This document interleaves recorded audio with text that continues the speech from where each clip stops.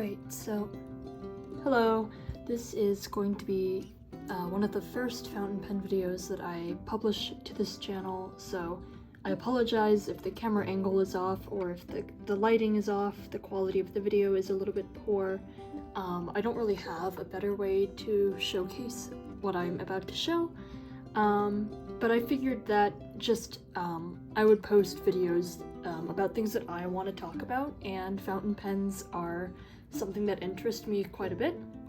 So this is going to be more self-indulgent than it is going to be high quality content, so just putting that out there. We're getting pretty into July at this point. I wanted to do a currently inked for July a lot earlier, but I got pretty tired out and there was a lot of stuff going on in my life. So now that 4th of July is over in the States, I have more free time to do things that I want to do. I actually just got home from purchasing another pen. I inked that one. It's going to be in this video and I'm really excited to show it to you. So let's go ahead and get started. So the first pen that I will show you right now is a Pilot Kakuno. It has a medium nib and it is inked with Sailor Urameku in the color Kyokura. I got this in Japan when I went, and it has a really lovely green ink in it. So if you can see here, it's kind of a grayish green, but I really do like that color. I had it in my one of my Sailor pens, but I ended up swapping it out. I haven't really used a Kakuno. I know that they're a really common entry-level pen for a lot of collectors, a lot of fountain pen enthusiasts, but I haven't had one until recently, and that's already after I've gotten some more high-end pens. But from the swatching I've done with it so far, I haven't done any serious writing with it yet, but the swatching that I've done so far, it's held up very well, and I am very satisfied with it for the price point. It is in this milky white color. I really like it. It's very cute and minimalistic. It's unlike any of the other pens that I own. Maybe as we go on you'll see a theme, but this one is definitely unique from breaking from that theme entirely, and I'm really glad that I managed to pick up a Kakuno while I was in Tokyo. It is the Navaler Original Plus. This is a medium nib vacuum filling pen, and I have Pilot Iroshizuku in the color Fuyugaki inked in it right now. It is exceptionally gorgeous. I just got it today after I went down to Los Angeles, and I was just struck by how beautiful it is.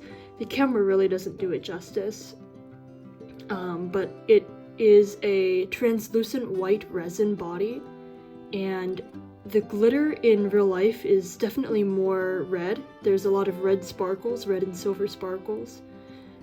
Which is what inspired me to ink it with this reddish orange color. I believe Fuyugaki is supposed to be the color of persimmons, so very fitting, very nice. I will admit that being my first vacuum filling pen, I did struggle to get it inked, but now that I have, it's just so lovely to see the ink inside the pen. That's something that I'm really drawn to. I really love having demonstrator pens, pens with clear ink windows, things like that. I love the hardware on this pen. It's like a coppery or rose gold-y color. I only have one complaint, and it's that the metal has a little bit of some sort of tarnish on it. It doesn't show up on camera. I really should get a camera that picks it up better, but there is a little bit of tarnish, and I don't know if I can get that off, if that's part of the manufacturing, or if that's an error. It does bother me a little bit, but it doesn't impact the quality of the writing. The writing quality is really nice. It's a little too heavy for me to comfortably write with posted. It is quite long, as you can see, so it's a good pen to write with unposted. And just a swatch for that one, because I did swatches of all of them in advance. It will be the second one. I really like that orange. It does feather a little bit on this Kokuyo notebook, but that's to be expected because I do prefer broader nibbed pens. The next pen is probably my favorite in my collection, second to the Navaler. And it is a Sailor Relo with a bold nib. This was purchased in Tokyo at Itoya. It was a gift for my mother, actually, because this is the most expensive pen that I own, and I adore everything about this pen. It writes well posted, it's beautiful and understated while still being very elegant. I like the piston filling design. I appreciate that even though it is an all black and gold pen, there's still an ink window. That's what drew me to it in the first place. It has, I believe, a 21 karat gold nib. Very shiny, very lovely. And the Sailor logo on the cap is also quite lovely. This pen writes like a dream. I love the feedback on the nib. I know that a lot of people don't like that. It is something that I actually really enjoy about this pen. There is one downside, and it is a rather glaring one. And had I known that this problem existed, I might not have gotten this pen. But it does have a singing nib, so it does squeak audibly when writing. I'm not going to try it out right now because I don't know if it'll pick up on the camera. I've asked other people to see if they could hear it, and they said no, but I can hear it. And I do have a warranty for it, so I could take it in, send it to Sailor to have it repaired, but I'm kind of on the fence about that because it doesn't impact the actual quality of the writing or anything like that. It's just a minor inconvenience, and that does make this pen that would be absolutely perfect a little bit flawed. But if it wasn't for the singing nib, it would be absolutely perfect, my all-time favorite. And a quick swatch of the ink that I have in it. I didn't mention I have Sailor Manyo Fuji in it. With that broad nib, that shading really comes out quite well. It's like a beautiful dual shading purpley bluish type of color. I have a lot of inked pens this month. It'll probably not be as many next month, but I just got back from Japan, so I'm really excited to ink everything up. This next pen is a Sailor Prophet Jr. It is a custom Sailor Prophet Jr. that I had made at Ancora in Japan. So I got to customize all of the parts, the nib, everything like that. It has a converter with a white screwing part. I bought that separately, but it is clear and like these two tones of dusty pink with a steel medium fine nib. And it has Sailor Shikiori in the color Yozakura. I chose this ink specifically to match the pen, and I really think that this pen is beautiful. I love it. It writes comfortably posted, although I usually don't post my pens when writing. It is just a very fine nibbed pen, and I am someone who does a lot of writing with mediums and bolts and even stub nibs, so I'm still getting used to this pen. I don't want to say I don't like it, because that's not true. I have enjoyed writing with it, but it's definitely a different experience that I don't find myself reaching for as often as I do my other pens. I'm trying to keep writing with this one because I do like it, I just need to get used to it more. And as you can tell by my swatches, it is by far the finest pen that I have in my currently inked for this month. But it is a very lovely pink color, and I think I chose a really good ink to match. Next, as you can see, is my Lamy Safari. This is one of the first fountain pens that I got when I got back into the hobby. This is actually the first fountain pen that I bought when I got back into the hobby that wasn't like a dollar store no-name brand type of pen.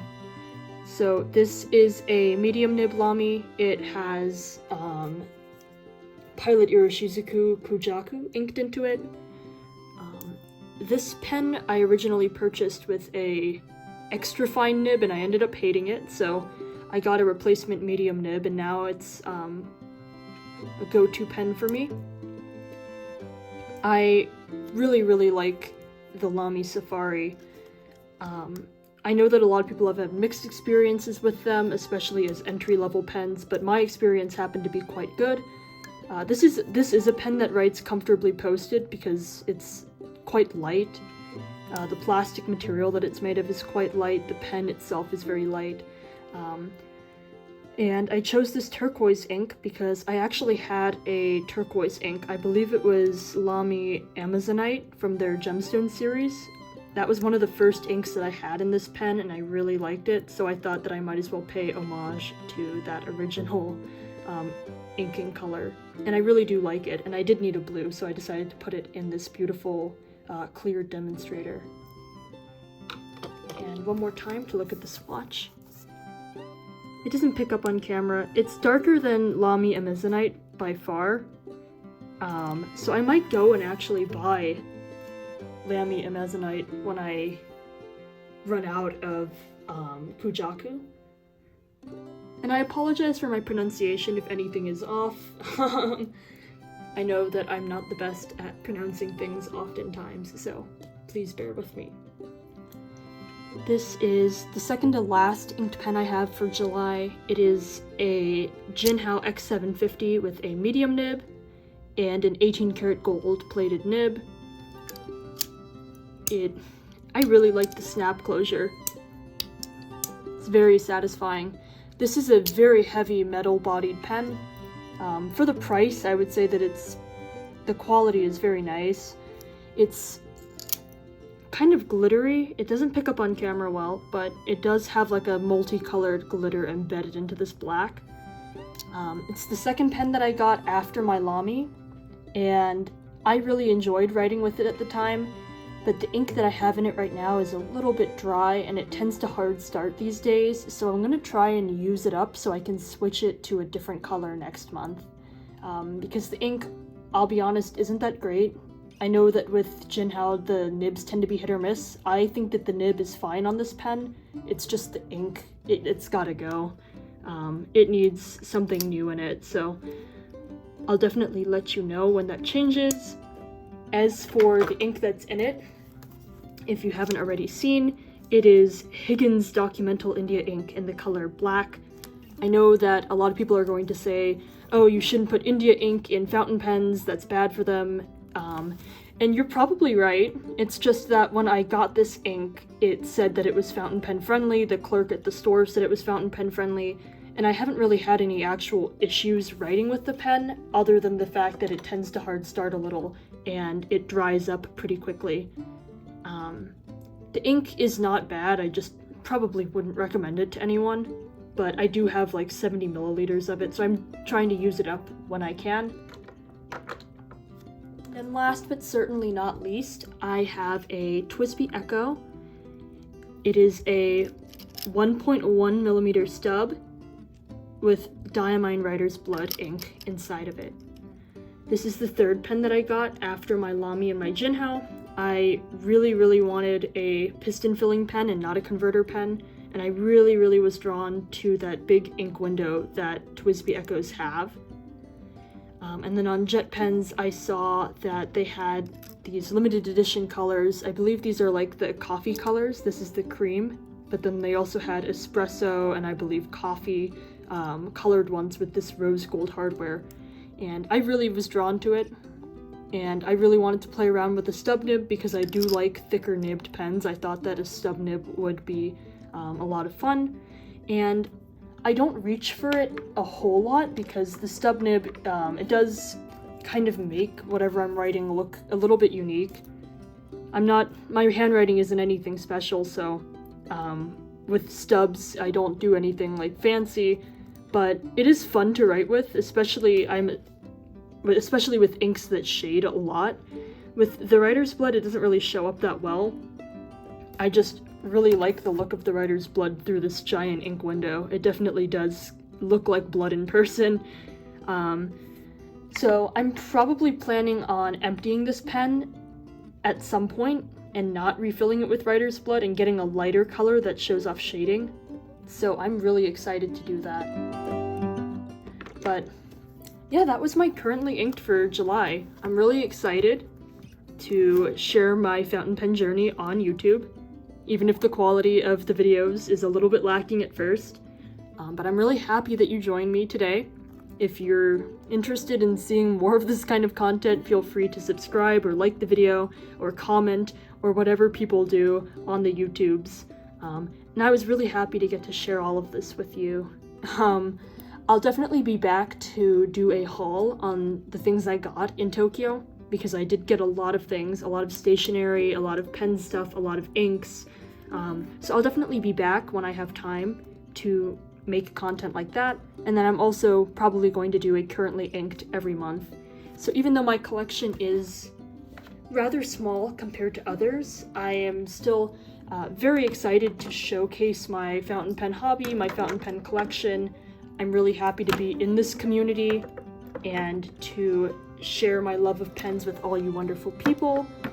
I've had so much fun talking to people online who are like-minded and like to collect fountain pens, and it truly means the world to me that I get to see people who are into this hobby, because for so long I thought that it was weird or like odd, but I'm really happy. So thank you all for watching this, and I will see you when I see you.